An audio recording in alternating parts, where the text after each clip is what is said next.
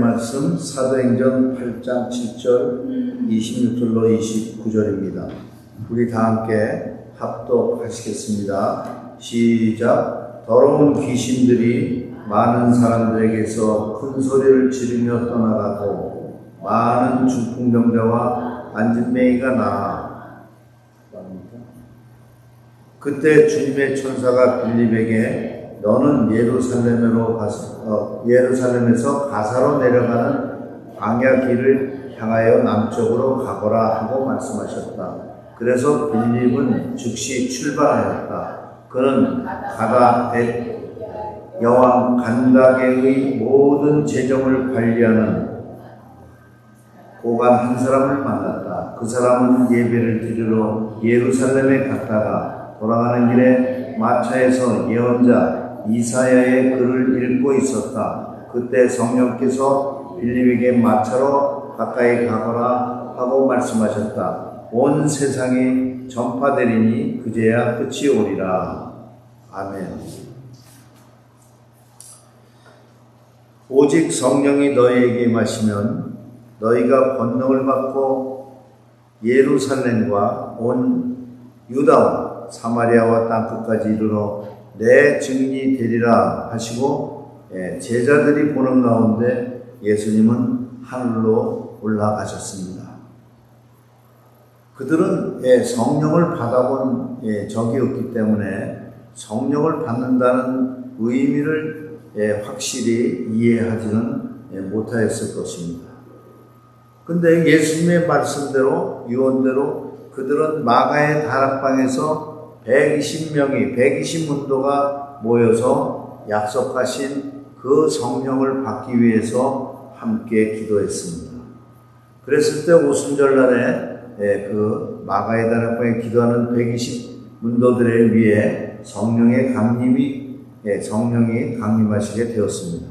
그래서 초대교회가 탄생이 되었습니다. 성령의 강림으로 말미암아 그들은 성령의 충만함을 받게 되니까 모든 물건들을 서로 통용하고 재산과 자신의 소유를 팔아서 각 사람의 필요에 따라 나눠주는, 그리고 날마다 마음을 같이해서 성전에 모이기를 힘쓰고 집에서 떡을 떼며 또 하나님을 찬미하고 그 마음을 같이하여 그 하나님을 찬양하고 경배하니까 그때 핍절한 사람이 없었으며, 그러니까 있는 사람들은 자기의 소유를 팔아 교회에 가져왔단 말이에요. 그래서 함께 그것을 나누어 쓰고 떡을 떼겨 하나님을 찬미하니까 핍절한 사람이 없었고 온 백성들에게 칭송을 받으니 주께서 구원받은 그 사람들이 날마다 더하게 하시더라. 이때 베드로의 설교 한 번으로 3,000명, 5,000명이 회심하는 놀라운 역사가 일어나게 되었습니다. 그래서 예루살렘의 그 교회는 부흥을 맞이하게 되었어요. 그때 또 기사와 이적이 일어나는데 성전 미문에 안진뱅이 구걸하던 그 안진뱅이에게 그 베드로와 요한이 지나가다가 너무나 불쌍하고 그래서 기도를 해줬습니다. 은과 금은 내게 없거니와 내게 있는 것으로 내게 주느니 나사렛 예수 이름으로 걸어라. 이랬더니 안진뱅이가 벌떡 일어나서 걷는 그러한 역사도 일어나게 되었습니다. 그 스데반 집사도 또 하나님의 말씀을 전파하고 이렇게 하니까 은혜와 권능이 충만하여져서 표적과 기적을 민간에게 행하는 그러니까 믿는 사람뿐이 아니고 믿지 않는 많은 사람들에게도 그러한 기적을 행하는 역사가 일어났습니다. 생명이 살아나는 그런 기적이 일어나는 그 하나님의 일을 보지 못하는 사람들이 꼭 있습니다. 어떠한 사람들은 너희가 왜 예수라는 그때 예수는 이단 종교였어요. 그러니까 우리가 그 믿는 어떠한 그런 그 신앙의 테두리에 밖에 벗어난 그러한 이단의 그러한 그 괴수로 유대인들에게는 보였단 말이죠. 근데 그 사람들이 그를 왜 행하는 일을 따르느냐? 근데 예수가 그 하나님의 일을 하면서 죽은 자가 일어나고 병든 자가 치유되고 이런 그 놀라운 일들이 생명이 살아나는 그러한 그 생명의 본질을 보지 못하고 그들은 그 대제사장과 서기관들은 자기들의 인기가 예수에게로 몰려가는 것에 질투를 하고 시기하고 그래서 그 예수를 죽이기로 음모하고 결국 예수를 십자가에 달아 죽이는 그러한 역사가 일어났습니다. 근데 예수님이 그렇게 십자가에 달려서 돌아가고 다시 살아나셔서 제자들에게 성령을 받으라. 그 성령을 받으면 너희가 권능을 받고 예루살렘과 온 유대와 사마리아와 땅 끝까지 이르는 내 증인이 되라. 이렇게 하고 올라가신 다음에 제자들이 성령을 받았단 말이에요. 성령을 받고 나니까 성령을 받고 권능을 받았다는 게 뭐라고 제가 한번 증거를 했습니까? 권능을 받았다는 것은 내 심령 가운데 예수의 임재가 충만하단 말이에요. 옛날에는 내가 어떤 그 어려운 일이 있으면은 내 눈에 어려운 일만 보여가지고 정말 그 어려운 일이 나를 갖다가 잡아먹을 것 같고 넘실대는 파도가 나를 휩쓸어 갈 것 같은 그 두려움 속에 있었는데 성령을 받고 보니까 어려운 파도가 많이 몰려오고 내 삶 속에 어려운 일이 감당할 수 있는 일이 정말 많이 일어난다 할지라도 내 안에 예수의 임재가 충만하니까 그 예수가 뭐예요? 우주 만물을 지으시고 모든 것을 그분의 뜻 가운데 운행하시는 그분 아니냐 말이야. 그분이 내 안에 충만하니까 그러한 어려움은 더 이상 어려움으로 보이지 않고 예수님이 내 안에 계신 예수가 그 어려움을 충분히 조절할 수 있고 정복할 수 있는 분이라는 게 믿어지니까 나도 발휘할 수 없는 평화가 일어나고 그 권능이 일어난단 말이에요. 그런 기적들이 일어나는 거예요. 그러니까 예루살렘 교회들이 그들이 막 그 두려움 가운데 있었지만은 더 충만하게 예수를 믿었어요. 그래서 예루살렘 교회가 부흥을 하고 베드로가 설교할 때마다 3,000명, 5,000명이 회심하고 돌아오고 그런데 그런 가운데 그 위기가 왔는데 그 스데반 집사의 그 은혜 충만하고 그 권능을 행함으로 말미암아 일어나는 그 기적 가운데 하나님의 일을 하시는 일을 보지 못하고 시기하고 질투하는 서기관들과 그 많은 유대 사람들이 스데반 집사를 잡아서 대제사장 앞에다 갖다 놓았어요. 갖다 놓고 뭐라고 그래요? 네가 정말 이런 그 성전을 갖다가 헐어보시고 사흘 만에 짓는다고 네가 얘기했느냐 이러면서 막 그 프레임을 씌워가지고 스데반 집사를 고소하게 이르렀고 결국은 스데반 집사를 돌로 쳐 죽여 스데반 집사가 순교의 제물을 죽임을 당하게 되었습니다. 오늘 본문을 보면은 예루살렘 교회가 부흥하다가 스데반 집사가 돌로 맞아 죽는 그 박해를 당함으로 말미암아 사도들 이외에는 모두 다 예루살렘을 떠나 흩어졌단 말이에요. 사방으로 흩어져서 유다와 사마리아로 가게 되어 있습니다. 오늘 8장에 나와 있는 그 내용들은 그 사마리아로 그러니까 박해를 피해서 간 그 중에 한 사람 빌립 집사의 그러한 그 사역에 관한 일을 오늘 우리가 배우길 원한 것입니다. 그 사역을 통해서 빌립 집사는 그 박해를 받아서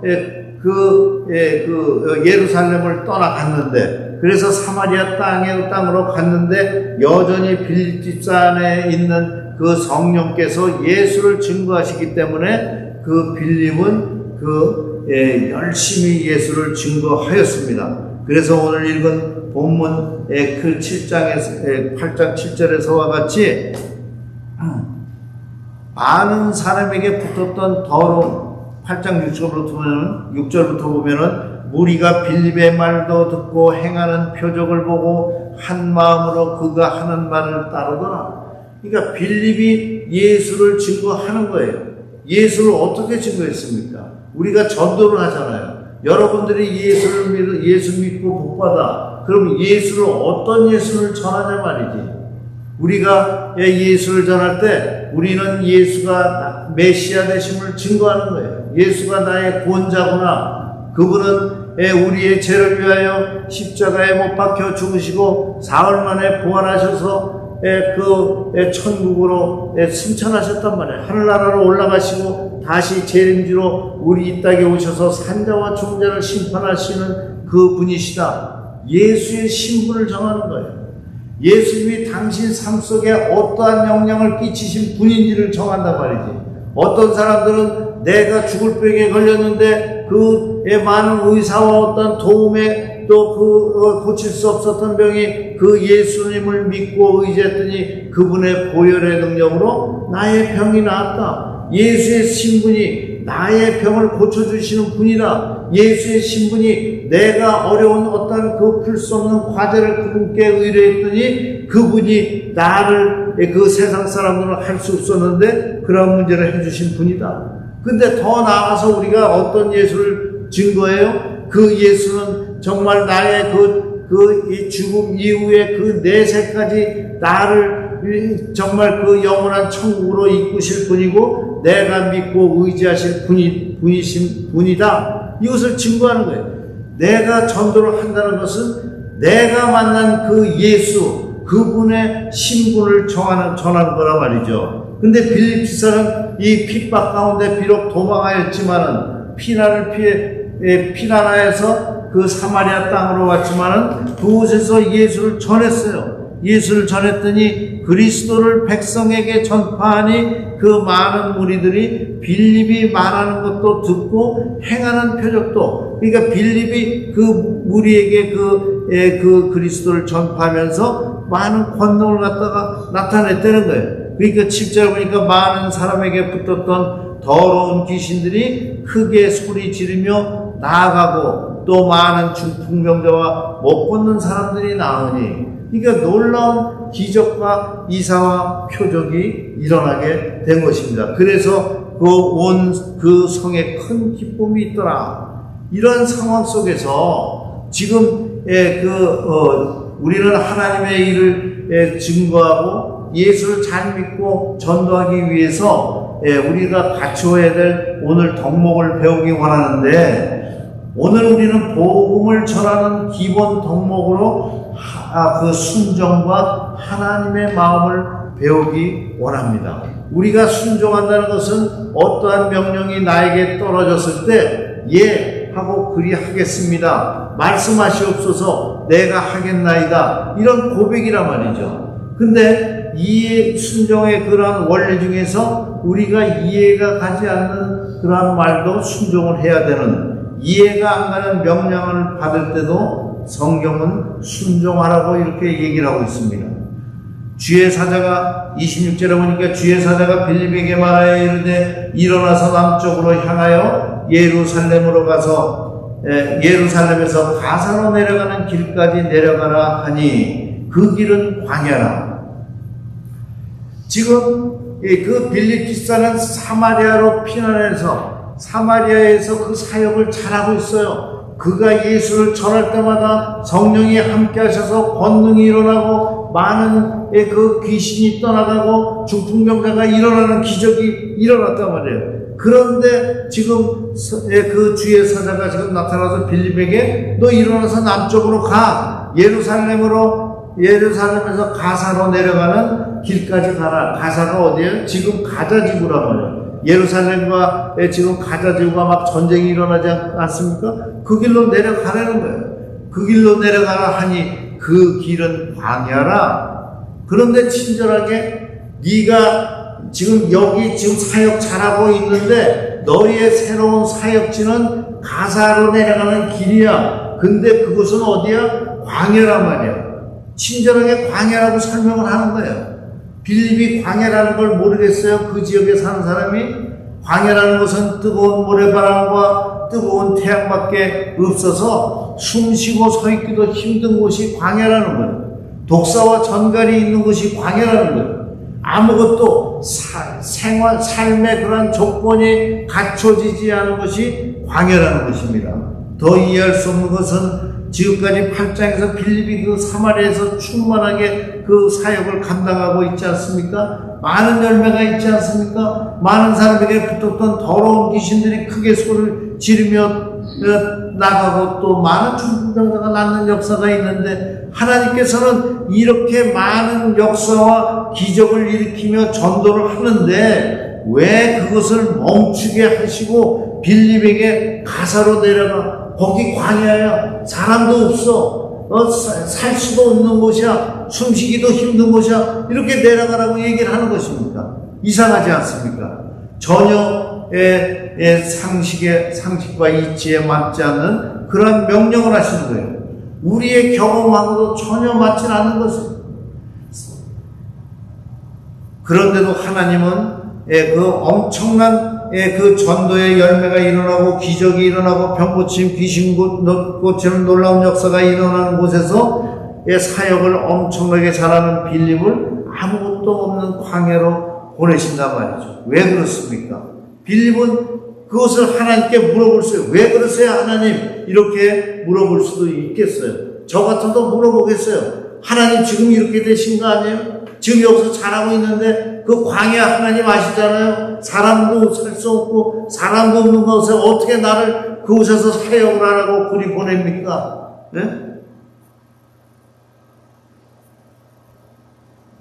사마리아에 부흥을 시켰으면 적어도 그보다 더 좋은 대도시로 옮겨주셔야 되는 거 아니겠습니까? 그런데 아무것도 없는 광야로 가게 하시니 이게 무슨 일인가? 의아해할 수도 있고 서운해할 수도 있는 그러한 순간인데, 하나님은 가라고 하시면서 왜 가야 되는지 설명도 아니하시고 무조건 가라고 하시는데, 그럼에도 불구하고 놀라운 것은 빌립이 그 하나님의 명령에 순종하여 곧바로 광야로 내려갔다는 그 사실입니다.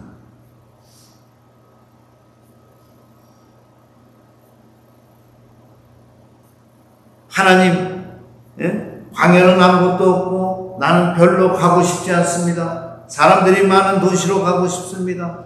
라고 질질 끌거나, 가긴 갈 텐데 지금 말고요, 너무 피곤하니 내일 가겠습니다 라고 했다면 하나님의 역사를 놓치고 마는 것입니다. 하나님께 쓰임받을 수 있는 귀한 순간을 스스로 내버리는 것과 같습니다.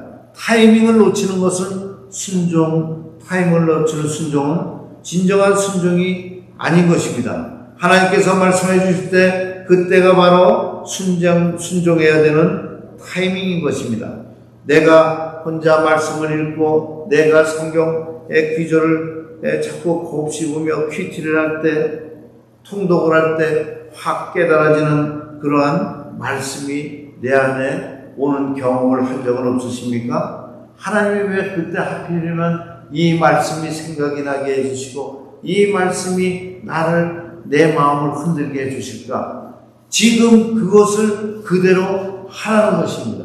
바로 하나님이 그러한 감동을 주실 때, 여러분이 신앙생활을 하는 가운데, 여러분이 기도를 하는 가운데, 여러분이 하나님의 말씀을, 그 하나님의 일을 생각하는 가운데, 여러분의 심령 가운데 불현듯이 떠오르는 그 생각이 있다면, 그 깨달음이 있다면, 그 감동이 있다면 바로 하나님은 지금 그것을 그대로 하라는 것입니다.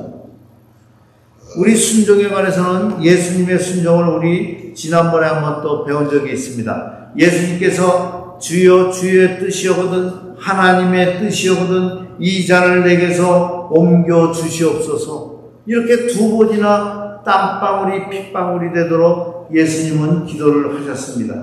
그 잔 속에 무엇이 들어있길래 예수님 앞에 온 그 잔을 예수님은 마시기를 거부하시고 옮겨달라고 이렇게 기도를 하셨을까? 예수님은 창조주이시며 거룩하시고 사랑이 많으신 하나님이신 것입니다. 많은 성품 중에 그 거룩이라는 그 성품은 죄와 구별이 되었다는 뜻이에요. 그 말은 어두운 가운데 빛이 들어오면, 쉽게 말해서 어두운 방에 스위치를 켜서 불이 반짝 들어오면 어두움은 순간적으로 물러나듯이 없어지지 않습니까? 이와 같이 예수님은 어두움 가운데 가면은 어두움이 순식간에 스스로 그냥 없어져 버리는 거예요. 자멸해버리고 만다는 거예요. 예수님의 그 어두움과 공존할 수 없는 그분의 거룩한 성품 때문에 예수님은 그러한 죄와 함께 있을 수가 없는 것입니다. 근데 이 잔을 내게서 떠나게 하시옵소서. 이 잔의 내용은 우리 인류가 지은 모든 죄의 내용이 그 잔 속에 담겨 있는 거예요. 우리가 그린티 하면은 저기에 잔의 성분에 그린티의 성분이 있지 않습니까? 홍차하면 홍차의 성분이 그 속에 있지 않습니까? 근데 예수님이 마셔야 할 잔의 성분은 온 인류의 죄악의 그 모든 것이 그 안에 가득 들어 있다는 거예요. 예수님은 빛과 어두움이 공존할 수 없는, 어두움과는 구별된 그분인데, 어두움이라는 것은 죄의 상징인데, 죄와 구별된 그분이 잔을 마신다는 것은 죄를 뒤집어 쓰시게 된다는 거예요. 거룩한 성품이 그 죄로 인해서 거룩이 없어져 버린다는 거예요. 거룩이 없어져 버린다는 것은 무엇입니까? 죄의 값은 사망이요, 죽음을 경험해야 된다는 거예요. 죄가 없으신, 죽을 수 없으신 그분이 그 인간의 그 죄의 잔을 마심으로 말미암아 죄인된 모습이 되는 거예요. 그래서 십자가에서 예수님은 엘리 라마 사박다니, 나의 하나님이여 나의 하나님이여 어찌 나를 버리시나이까 하시며 모든 인류의 죄와 함께 사망의 골짜기로 떨어지셨다는 거예요.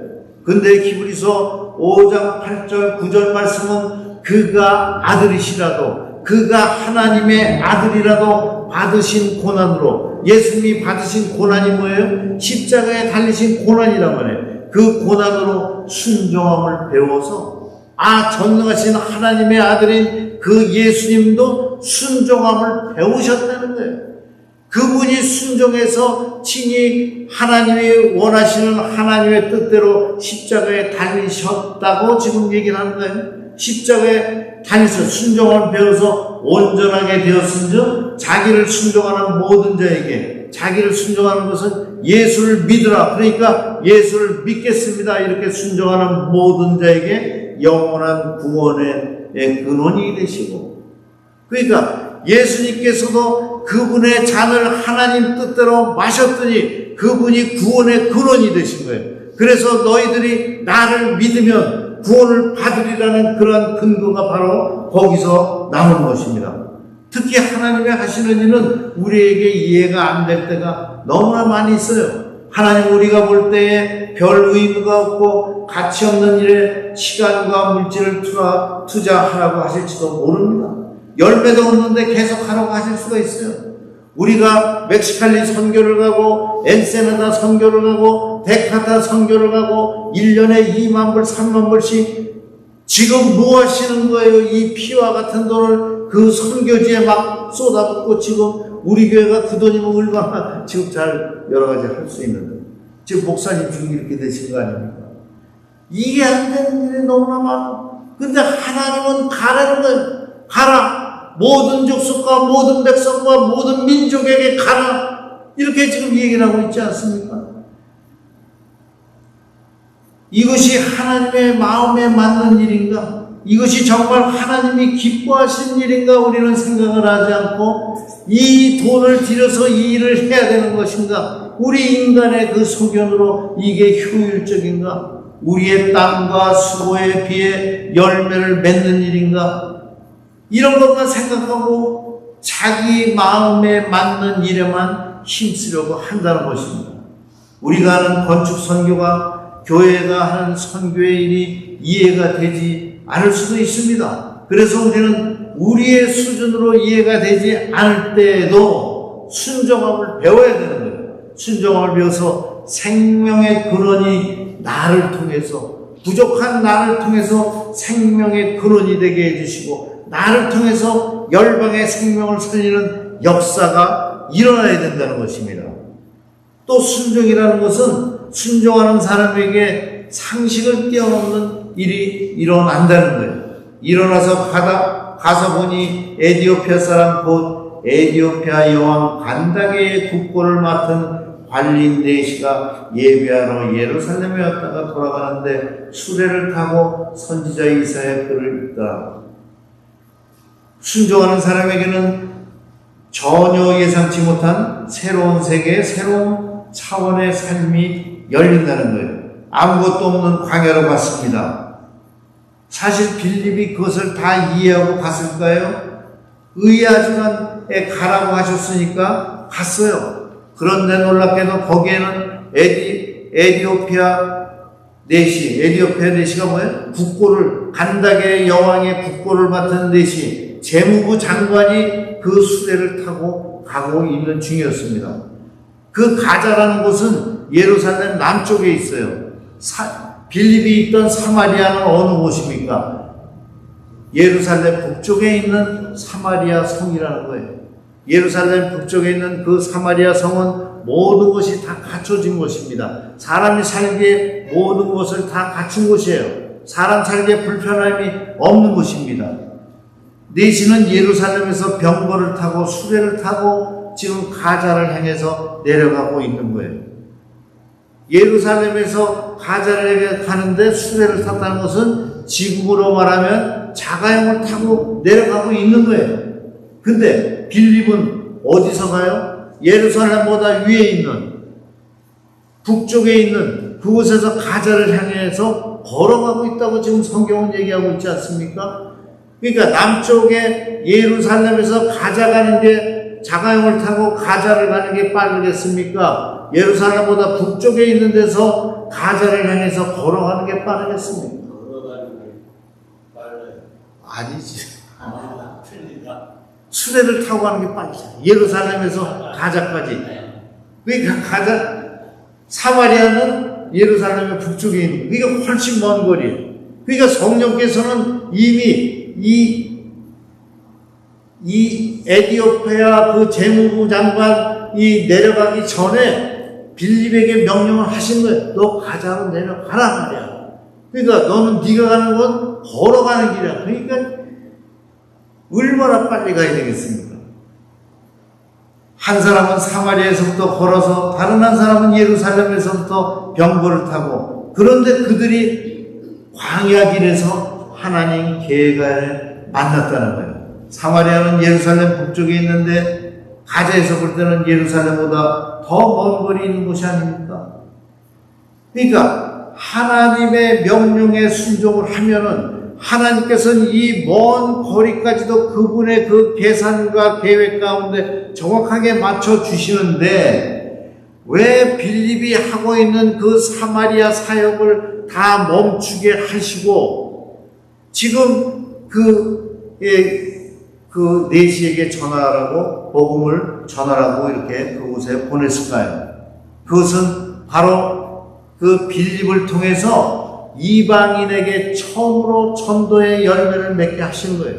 너희가 예루살렘과 온 유다와 사마리아와 땅끝까지, 사마리아를 벗어난 곳은 그 당시에 이스라엘을 벗어난 그 땅이 바로 땅끝 아니겠습니까? 바로 에디오피아가 그 순간엔 땅끝이었어요. 그 땅끝에 이방인에게 처음으로 복음을 전하는 그러한 그 하나님의 귀한 사역을 감당하는 영광을 그 빌립을 통해서 이루게 된 것입니다. 우리는 하나님의 심정을 배우기를 원합니다. 왜 우리에게 영혼 구원, 전도와 선교를 하나님이 허락하시는가? 에스겔서 18장 23절에 주 여호와의 말씀이니라 내가 어찌 악인이 죽는 것을 조금인들 기뻐하랴? 그가 돌이켜 그 길에서 떠나는 것을 어찌 기뻐하지 아니하겠느냐? 그러니까 하나님께서는 악인조차도 돌이켜 회개하면은 그 길에서 떠나면은 너무나 기뻐하신다는 거예요. 이게 바로 하나님의 심정인 것입니다. 그래서 예수님도 나를 보내신 이의 뜻은 내게 주신 자 중에서 내가 하나도 잃어버리지 아니하고 마지막 날에 다시 살리는 이것이니 내 아버지의 뜻은 아들을 보고 예수를 보고 믿는 자마다 영생을 얻게 하는 이것이니 마지막 날에 내가 다시 이를 다시 살리리라. 그러니까 예수님도 하나님의 아들이신 예수님도 아버지의 뜻이 뭐냐면은 나에게 주신 그 영혼을 한 사람이라도 잃어버리지 않겠다는 거예요. 그래서 그 누가복음 19장 41절에 보면은 가까이 오사 성을 보시고 우시며 예수님이 우셨다는 거예요. 예수님은 십자가를 지시기 위해 지금 예루살렘으로 들어오셨습니다. 6월절에 들어오셨어요. 예수를 보시고 믿지도 않고 찬양하지 않는 그런 자들이 멸망당할 것을 보고 예수님께서 우셨다고 누가복음 19장 41절에 얘기하고 있지 않습니까? 가까이 오사 성을 보시고 우시며 예수님 눈에서 눈물이 흘렀다는 것은 하나님 눈에서 눈물이 흘렀다는 거예요. 예수님 뺨에 눈물이 흘렀다는 것은 하나님 뺨에 눈물이 흘렀다는 말과 같습니다. 이와 같이 하나님은 한 영혼이 멸망당하는 것을 안타까워하시는 겁니다. 그분은 전능하신 하나님이신데 2000년이 지금까지 복음이 전파되지 아니했어요. 전능하신 하나님인데 주의 사자가 빌립에게 말하여 이르되 성령이 빌립더러 이르시되 수레로 가까이 나가 하시거늘 지금 2000년이 됐는데 왜 지금 복음이 땅끝까지 증거되지 않습니까? 우리가 오늘 이것을 심각하게 생각해 보기를 원하는 것입니다. 왜 2000년이 됐는데 2000년이 됐으면 얼마나 많은 그 구원을 받은 사람들이 주의 복음을 증거하고 전파하겠습니까? 그런데 증거되지 않은 거예요. 바로 그것은 우리에게 구원을 받은 우리에게 그 전능하신 하나님께서는 우리에게 복음 전하기를 원하는 거예요.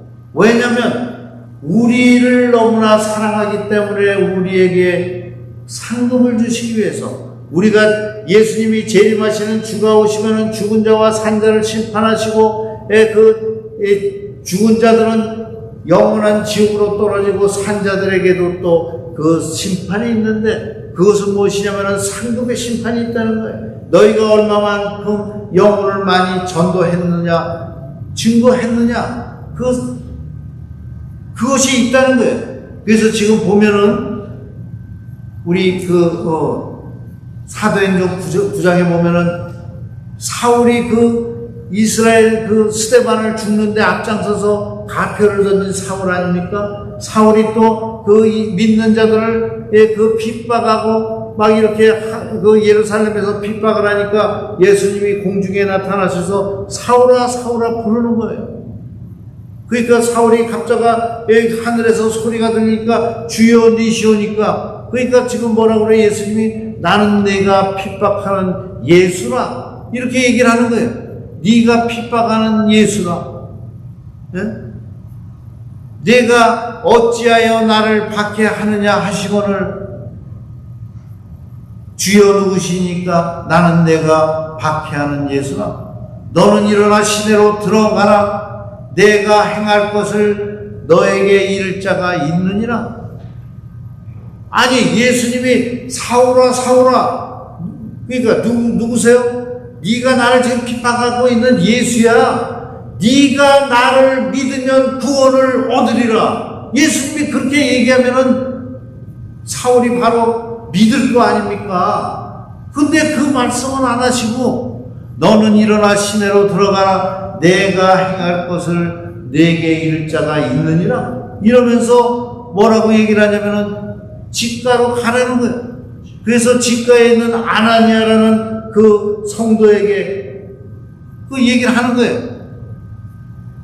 아나니아라는 제자가 있더니 주께서 환상 중에 불러 이르시되 아나니아야 하시거늘 대답하여 주여 내가 여기 있나다. 일어나라 집 가라 가서 거기에서 사울 다섯 사람 사울을 찾아라. 그가 기도하는 중이다. 그래서 아나니아가 사울에게 가서 기도하고 사울이 세례를 받고 예수를 믿었다고 그러지 않습니까? 왜 하나님은, 예수님은 전능하신 분인데 그분이 네가 나를 믿으면 구원을 얻는다는 말을 왜 못하시냐 말이에요. 왜 그것을 일개의 성도들에게 얘기를 하시냐 말이에요. 왜 일개의 빌립 집사에게 너는 그 에베소야 한간에게 내시에게로 가라 말이야. 그 내시에게 갔더니 그가 이사야서를 읽고 있어요.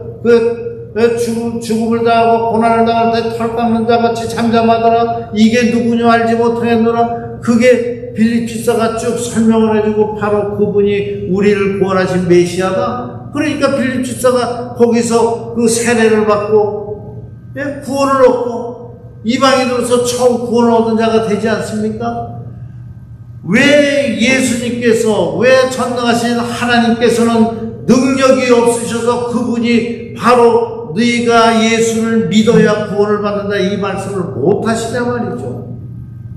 이런 말씀이 또 사도행전 9장에 가면 있습니다. 고넬료 가정에 그 천사가 나타났어요. 고넬료에게 이렇게 얘기하는 거예요. 고넬료야, 예, 말씀하세요. 누구세요? 주님이 이제 주의 천사가 얘기를 하는 거예요. 네가 지금 요빠에 사람을 보내라. 요빠라는 도시에 사람을 보내라는 거예요. 왜요? 그곳에 사람을 보내서 베드로를 청하란 말이죠. 베드로라는 시몬을 청하라. 왜 주의 사자가 나타나서 네가 예수를 믿어라. 그러면 그 고넬료가 경건한 자가 하나님을 경외하고 하나님을 사모하는 자인데 그 말씀을 듣자마자 예수를 믿지 않겠느냐 말이지. 근데 그 주의 천사를 통해서 요빠에 사람을 보내서 베드로를 청하란 말이야. 그 베드로를 통해서 그 주의 말씀을 듣고 안수를 받고 성령 충만함을 받았다고 성경은 얘기하고 있지 않습니까? 사랑하는 성도 여러분, 우리는 주님의 심정을 알아야 돼요. 하나님께서 우리를 얼마나 사랑하셨으면은 그분은 그 말씀만은 구원을 받은 하나님께 사랑을 받은 우리의 입을 통해서 그분의 신분을 전하기 원하는 거예요. 예수님의 신분을 누가 전해요? 세상에 믿지 않는 사람이 예수의 신분을 전하겠습니까? 예수의 은혜를 받은 그 사람이, 그 은혜의 감격 속에 있는 그 사람이 누가 뭐라고 해도 너 예수를 좀 믿으려면 점잖게 믿어, 마음대로 막 들이대고 이런 소리를 듣는다 할지라도, 핍박이 온다 할지라도 그분의 은혜가 받고 보니까 너무나 좋아서 내 인생을 이렇게 폐역하고 이렇게 죽어갈 수밖에 없는 인생을 생명을 주신 그 은혜가 너무나 그 감사하고 감격해서 그것을 전하라는 거예요. 그것은 내 입으로 하는 게 아니고 사랑하는 내 아들아, 나의 생명을 받은 내 아들아, 네가 해다오. 이게 이렇게 되는 거예요.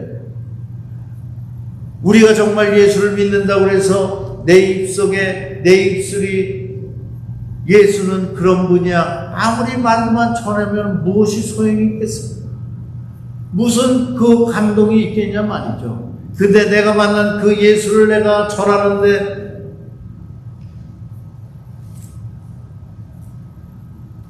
정말 우리는 그 십자가에서 내려오지 못한 그 예수님을 다시 한번 생각해 보기 원합니다.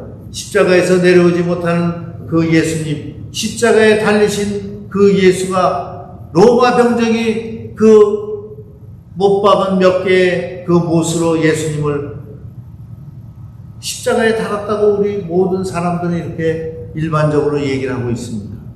어찌 전능하신 그분이 피조물이 만든 몇 개의 못에 의해서 십자가에 달리신다는 말입니까?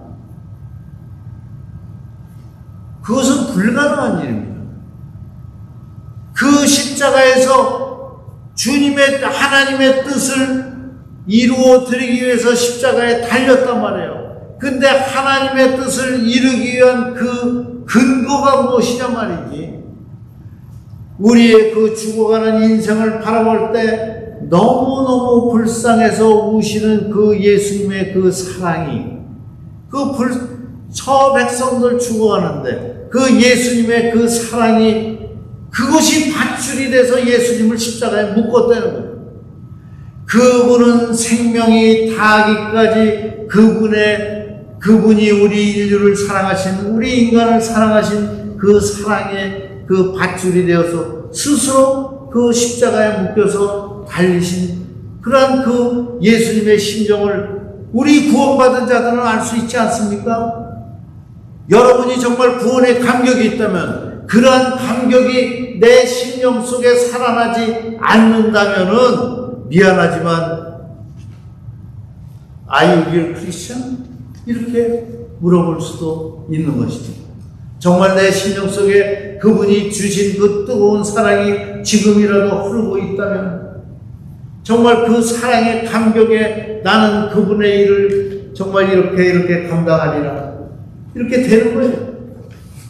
그래서 우리는 로마서 10장 15절에 보내심을 받지 아니하였으면 어찌 전파하리요, 좋은 소식을 전하는 자들의 발이여 함과 같으니라. 우리가 지금 여기에 그 빌립에게 말씀하신 그 주의 사자 성령이, 또 그 고넬료에게 나타난 주의 사자 천사가, 예수님이 지금 뭐라고 하는 거예요? 아나니아더러 빌립더러 가라 그러잖아요. 빌립더러 가라, 가사로 가라. 지금 예수님이 지금 아나니아에게 뭐라 그래요? 다소로 가라, 직가라 하는 곳으로 가라. 다섯 사람이 지금 그 사울이 기도하고 있다. 지금 고넬료에게 나타나서 주의 사자가 뭐라 그래요? 요빠에 사람을 보내라, 베드로를 데리고 오라. 지금 구원의 자리에 지금 뭐라 그래요? 보내심을 받지 아니하면 어찌 전파하려. 우리가 주님께서 보냈어요. 아직 복음을 듣지 못한 사람들, 예수를 모르는 사람들에게 우리를 보냈단 말이에요. 보내서 좋은 소식을 우리는 분명히 뭘로 전해요? 말로 전했을 거 아닙니까? 좋은 소식을 전파하는 자들의, 우리는 분명히 말로 전했는데 이 성경은 뭐라 그래요? 보내심을 받지 아니하였으면 어찌 전파하려, 좋은 소식을 전하는 자들의 발이여 함과 같으니라. 그러니까 우리가 주의 좋은 소식을 얼마든지 말로는 정말 멋있게 전할 수도 있어요. 카더라 통신으로 예수를 믿으면 복 받는데 너 복 받아, 이렇게 할 수가 있어요. 근데 지금 좋은 소식을 전하는 자들의 발이라는 것은 그러한 그 좋은 소식을 가지고 그분의 삶의 자리로 내려가 보라고 지금 이렇게 얘기하는 거예요. 좋은 소식이 그분의 마음을 두드려야 되는데, 그분의 심령의 한 자락을 만져줘야 되는데, 그러기 위해서는 네가 수고를 해야 되지 않겠느냐 말이에요. 열방으로 너의 가지고 있는 모든 시간과 물질을 가지고 가라. 이웃에게 너의 사랑과 정성을 가지고 가라. 이렇게 가야 되는 거예요. 이랬을 때 우리는 성령의 음성을 듣는, 순종하는 자들이 되고, 우리의 그 조그만 섬김을 통해서 땅끝까지 주의 이름이 증거되고 우리 예수님의 오실 길을 마련하는 저와 여러분 되기를 주님